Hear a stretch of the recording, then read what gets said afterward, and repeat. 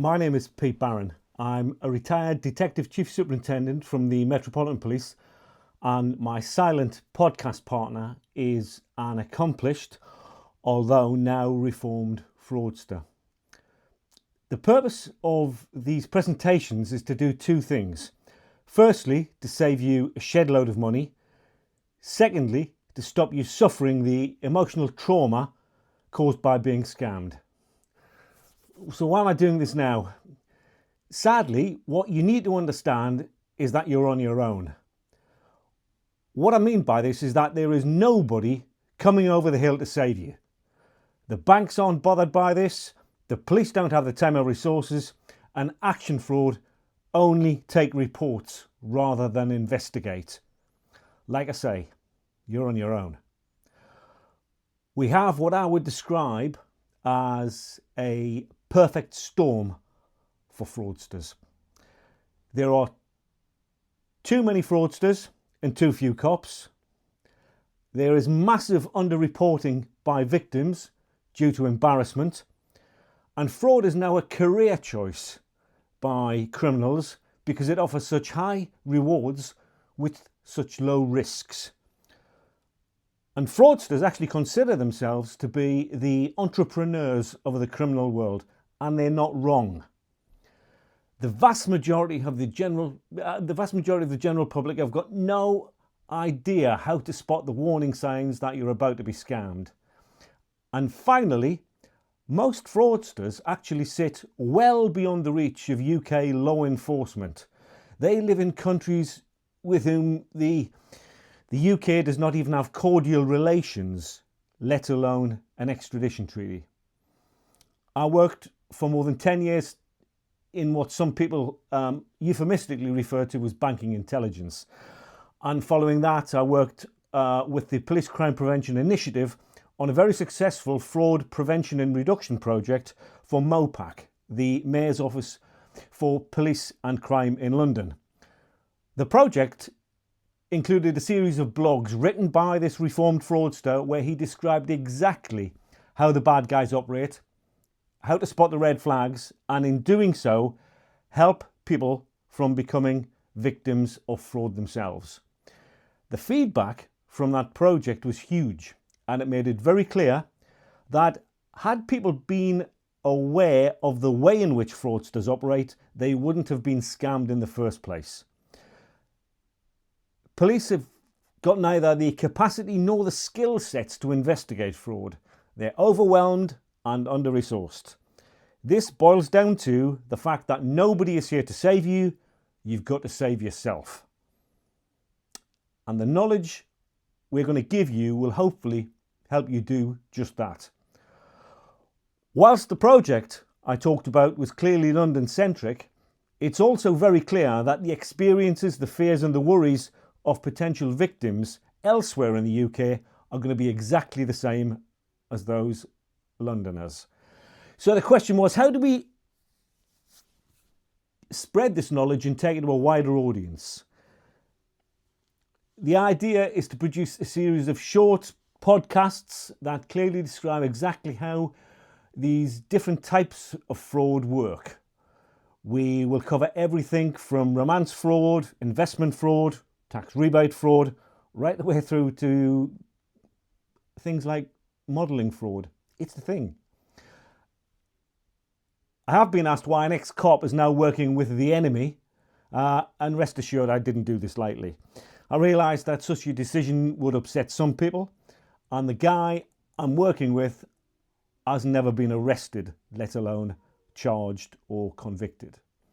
Persuading him was not easy, and I'm sure he found our first conversations as awkward as I did.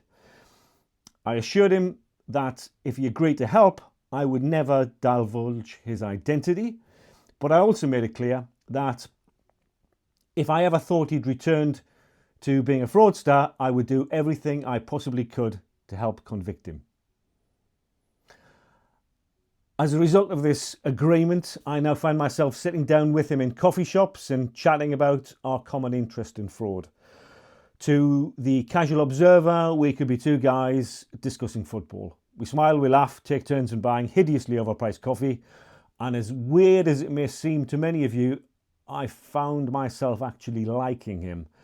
Not for what he'd done, but for what he was doing now. Traditional means of preventing fraud have largely failed. Perhaps this slightly different approach stands a chance. This guy is also genuinely in fear of being identified by his former colleagues, some of whom include members of organised crime groups. And when I proposed the podcast idea, he was understandably very nervous of the potential consequences. We discussed the idea of pixelating his face and changing his voice using AI.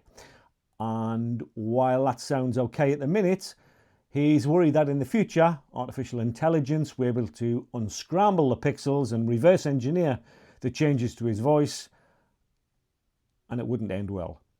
The net result is that I will speak his words. You might think he's being paranoid, however, don't forget, he was never caught for a reason. He was professional and disciplined. As much as it pains me to say this, I actually enjoy his company. He's clever, he's articulate, he's well read, and if you didn't know he'd been an accomplished fraudster, you'd quite happily introduce him to your friends and family.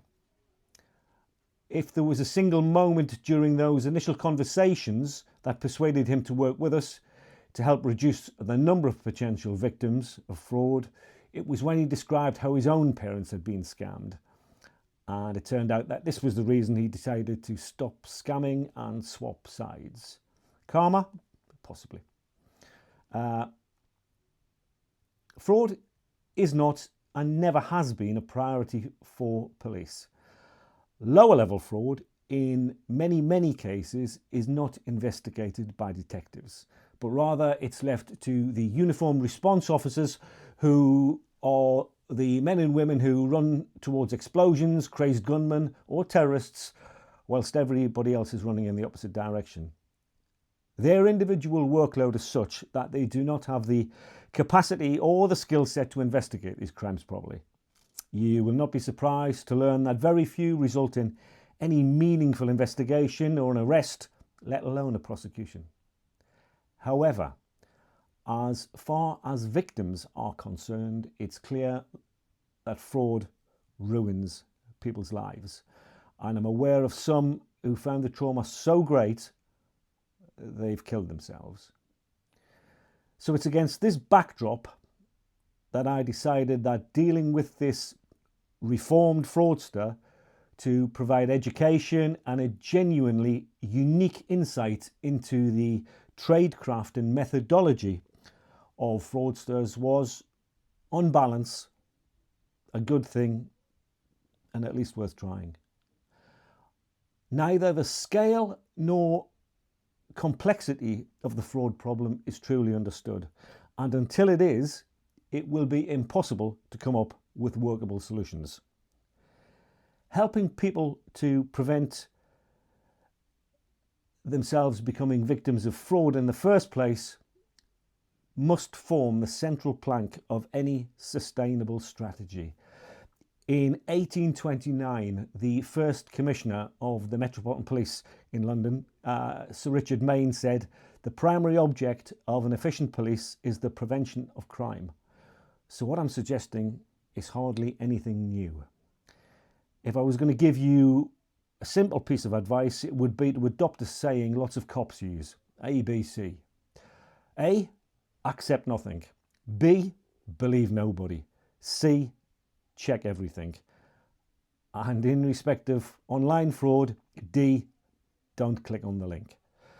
For simplicity's sake, we've agreed to refer to my silent partner as Jason, and the next episode will be him introducing himself. Thank you.